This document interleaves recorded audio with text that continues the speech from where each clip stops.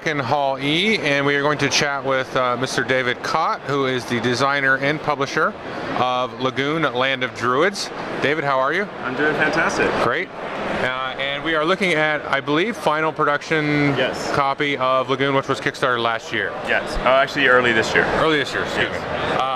So give us a little breakdown of the game and everything and how it works. Yeah, so this is Lagoon, Land of Druids. It's a game about determining the destiny of a world. In this case, the world is made of these different site tiles, and they are aligned with 3 different energies, indicated by these 3 different seed icons in the primary colors. And during the game, players will be building the world collectively, drawing tiles from a bag randomly, and then choosing which side of the tile to put into play, and building the world, and also removing tiles from play. And at the end of the game, the energy that has the most sites in play will be the dominant energy, and the player that most supported that energy will be the winner. And the game ends when the last tile is drawn from the bag and explored. At the end of that player's turn, the game is over. So a little bit about how you play. First off, you have, each player has 5 druids. And these druids are double-sided, and so you have a refresh side, and they are able to take an action on the refresh side, and the exhausted side, which is an outline they are exhausted, cannot take an action. Each player also has a larger druid with a star on it, and that is their elder druid or their eldred, and that druid has access to more powerful magic, and so that's your most important druid in the game. You also have a player marker, which also has a refresh and exhausted side that is used to track how many times you can only explore once per turn, and it helps you track that. So taking a look at the player reference, first the player turn is pretty standard. Each player takes their complete turn and then the next player goes. So on your turn you might have some, during your begin phase there might be some effects based on the tiles in play, usually not.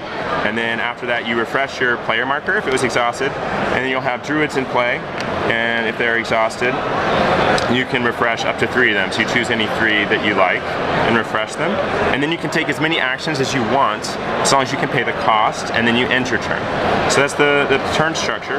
Now the basic actions that are always available to your druids is they can move, they can summon a new druid into play, and then you can explore a site from the bag. And so it's preceded by this icon, the invoke action icon, which shows a druid token flipping from the refresh side to the exhausted side as a cost to perform any action. And if there's a star next to an action, only the eldred, which also has the star, can perform that action. So taking the basic actions in turn, move the invoking druid 1 hex. So let me set up a little example. So this druid, you would exhaust it, you need a refresh druid to invoke that action. Move the invoking druid 1 hex, you would exhaust it, and you can move it 1 hex, so basically an adjacent hex. Very simple. Whenever it says invoking druid, that's always the druid that's being flipped. Summoning, you can exhaust a druid to perform the summon action. You summon 1 druid from your supply, you choose any druid you want, often you might choose your eldred, and you summon the druid to any haven. The havens have a green background behind the text to make them stand out on the table, and so if there are multiple havens in play, when you summon a druid, you have your choice of which haven you want that druid to enter. So maybe you choose this one, and they interplay exhausted. That's summoning. Next is exploring. So let's say this druid explores, invokes the explore action, then you draw a random tile from the bag, and again you look at the 2 sides. There's always 2 different energies on the 2 sides, and also different magic unique to that site that your druids can use if you occupy the site. You choose which side you want to put into play, and then you'll get a seed token that matches the energy of the site that you explored, and you add that to your supply. And at the end of the game, if the yellow energy is dominant, then each yellow seed you have is worth 1 point. So that's seeds. Also, you can spend them on various things during the game, so they give you some flexibility. Next, as part of exploring, you have the option of, when you use a basic explore action, of moving the druid that explored into the site that you explored, which you'll place in any open space adjacent to the exploring druid. So you can choose any space you want, and then you have the option of moving into that site, which you might want to do to get access to the energy, or especially maybe the magic, but that's optional. And then lastly, you exhaust your player token to track that you've explored once this turn.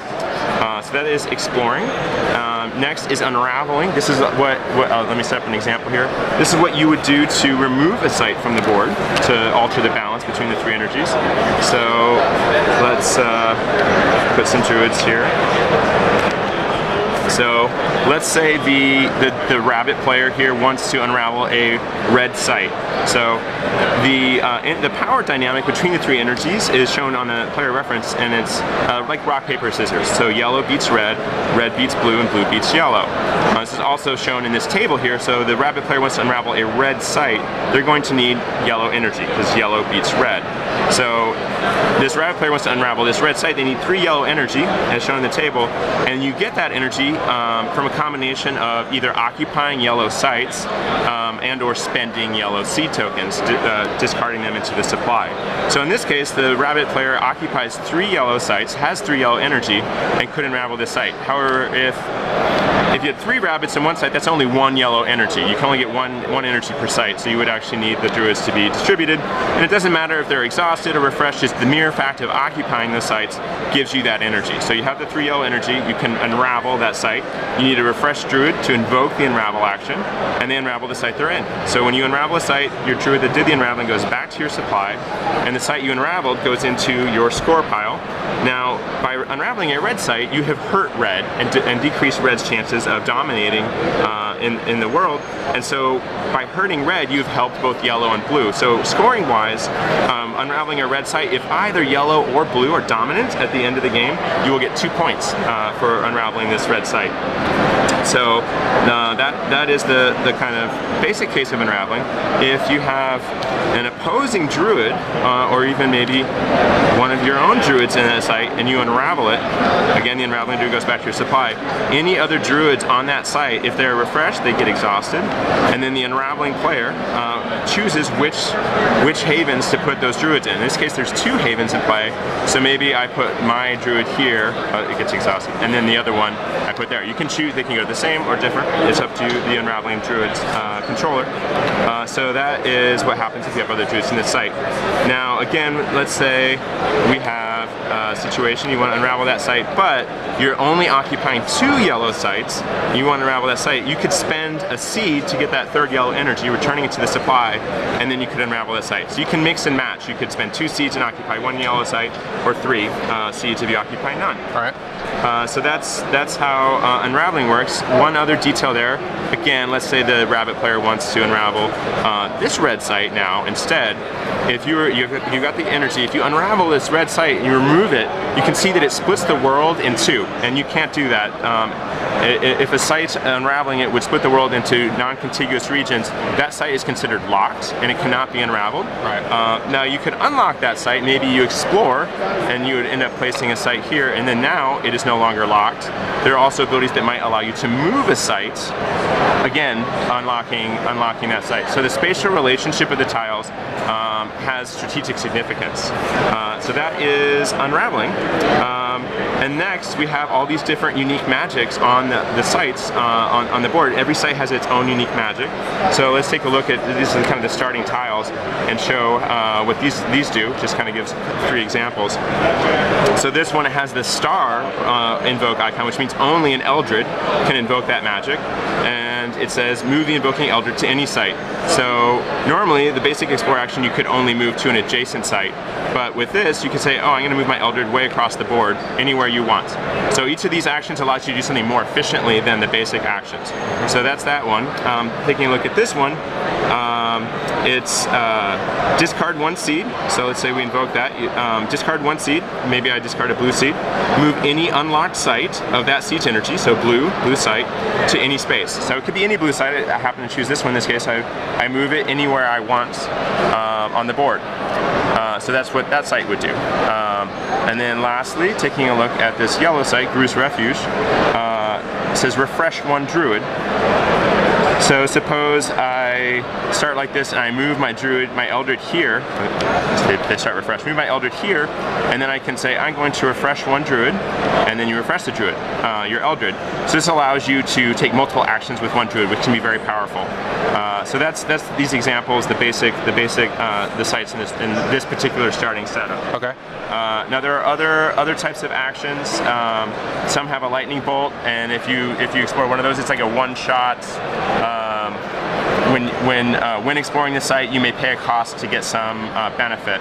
And so when you explore a site that has that lightning bolt, you either choose to use it when you explore it or not, but once it's in play, that magic is no longer available to any player. But it does count as a blue site still. It can give you blue energy and be unraveled. Right. And then next there are sites like this one that have the hourglass symbol, and they entitle you to use some kind of magic that has no cost, like invoking a druid, based on the timing indicator. So this one says, if you begin your turn with your Eldred in your supply, you may place it refreshed in any haven during your begin step. So it's like a free summon of your Eldred, which is pretty nice. And so these are nice because it doesn't cost you an action to use them.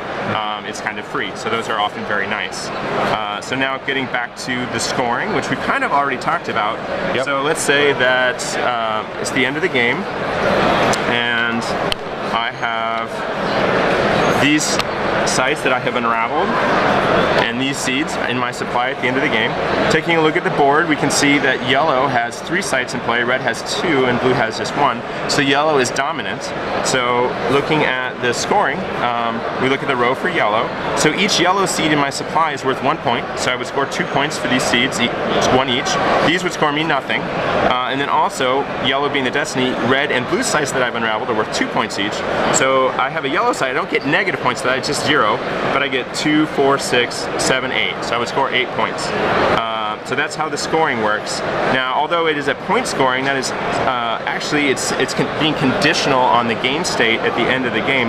The game is really about controlling the energy on the board, and so a lot of times, you know, if instead blue were dominant, then I would lose these, and I might score fewer points. So a lot of times in games, it comes down to which energy is dominant at the end, and so if the energy that I'm kind of favoring at the end makes it, then I would win. Whereas if you're going for blue and I was going for yellow, and if it was blue, then you would win. The points might flip-flop.